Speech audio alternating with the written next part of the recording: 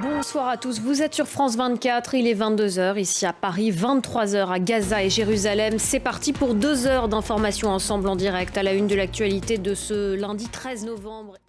Voilà pour les titres. À suivre juste après ce journal, ce sera l'économie avec Laure Manin ce soir et nous verrons avec elle que la société pétrolière et gazière ExxonMobil se met à la transition énergétique avec l'extraction de lithium en Arkansas. Puis ce sera Info Intox avec Anthony Saint-Léger. Nous verrons avec lui que des publications ont affirmé à tort qu'une vidéo avait fuité de l'armée israélienne. Vidéo où on verrait l'armée tuer des civils israéliens le 7 octobre dernier au Nova Festival.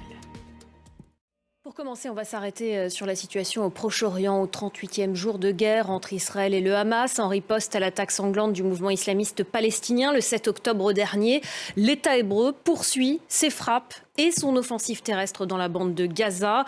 Les bombardements ont déjà fait plus de 11 200 morts selon le Hamas. On va partir à Jérusalem, retrouver Stéphane Amar, notre correspondant. Stéphane, bonsoir.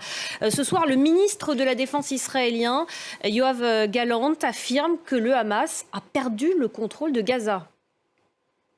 Oui, et il y a aussi des photos qui circulent. Merci beaucoup Stéphane Amar pour toutes ces précisions en direct de Jérusalem. Et on en a parlé, les combats se concentrent en ce moment dans le nord de l'enclave, notamment autour des hôpitaux. À l'hôpital Al-Shifa, le plus grand de Gaza. Le président américain Joe Biden a demandé tout à l'heure à Israël de protéger le principal hôpital de Gaza, près duquel se déroulent, on l'a vu, des combats entre l'armée israélienne et des combattants du Hamas. Israël, de son côté, dit avoir des indices montrant que le Hamas a détenu des otages dans un hôpital. Voilà pour la situation à Gaza. On va partir maintenant au Royaume-Uni. Je vous en parlais dans les titres. Le Royaume-Uni qui a vécu aujourd'hui un remaniement surprise à quelques mois des législatives. Le Premier ministre Rishi Sunak, en poste depuis un peu plus d'1 an. Aurélien Antoine, bonsoir. Merci beaucoup d'être avec nous sur France 24.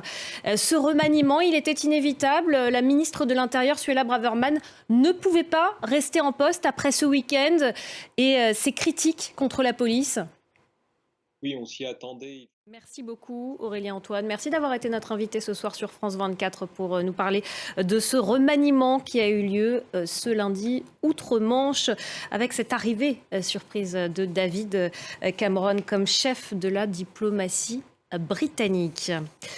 Dans l'actualité également, ce lundi 13 novembre, 8 ans après les attentats de Paris et Saint-Denis, la première ministre Elisabeth Borne a assisté toujours en France, je vous en parlais dans les titres, le Pas-de-Calais est encore en alerte ce lundi soir en raison d'un nouvel épisode pluvieux. Alors que le département est touché depuis une semaine par des crues dévastatrices, Emmanuel Macron est attendu sur place demain. Il doit rencontrer des sinistrés. Regardez. Aujourd'hui, la pollution plastique est partout sur Terre, dans la mer, mais aussi dans l'air. Alors pour lutter contre ce fléau, un sommet s'est ouvert au Kenya ce lundi. Plus de 170 pays y participent. On voit ça avec Gaël Giordana.